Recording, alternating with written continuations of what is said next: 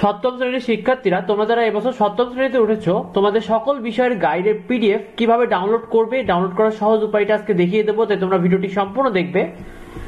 সপ্তম শ্রেণীর guide download করার জন্য তোমার মোবাইলে থাকা প্লে স্টোর যে অ্যাপ্লিকেশন অর্থাৎ অ্যাপ আছে প্লে স্টোরে চলে যাবে। এই দেখো প্লে স্টোর, এই প্লে স্টোরের উপর আমি কিন্তু ক্লিক করে দিলাম।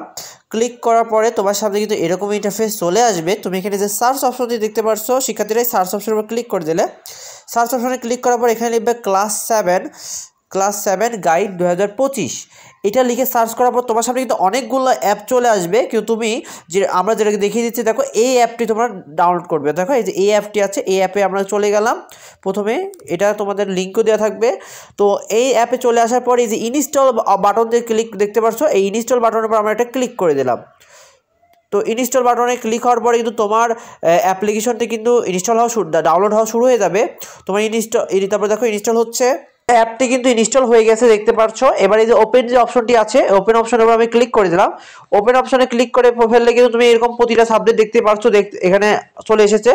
আমি ধর প্রথমটা বাংলাতে ক্লিক করলাম, দেখো বাংলা প্রতিটা গল্প চলে এসেছে। অর্থাৎ তুমি এই গল্পের উপর ক্লিক করলে তুমি এখানকার এমসিকিউ প্রশ্ন সবকিছু পড়তে পারবে। প্রতিটা সাবজেক্ট, ধরো বাংলাদেশের বিশ্ব পরিচয় যায়, তাহলে বাংলাদেশের বিশ্ব পরিচয় দেখতে পারবে। মাঝে মাঝে তোমার সামনে অ্যাড আসবে 5 সেকেন্ডে।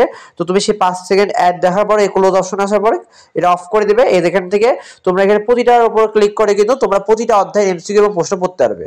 তো ভিডিওটি এই পর্যন্তই। আর আমাদের চ্যানেলে কিন্তু আর কিছুদিন পর থেকে তোমাদেরকে সাজেশন দেওয়া হবে, যেগুলো পরীক্ষার জন্য অনেক বেশি হেল্প করবে। তাই আমাদের চ্যানেলটিকে সাবস্ক্রাইব করে রাখো, তাহলে তোমার ভিডিও দেওয়া মাত্র নোটিফিকেশনগুলো পেয়ে যাও। তো দেখা হয় পরবর্তী ভিডিওতে, পরবর্তী আপডেট নিয়ে। ধন্যবাদ সবাইকে।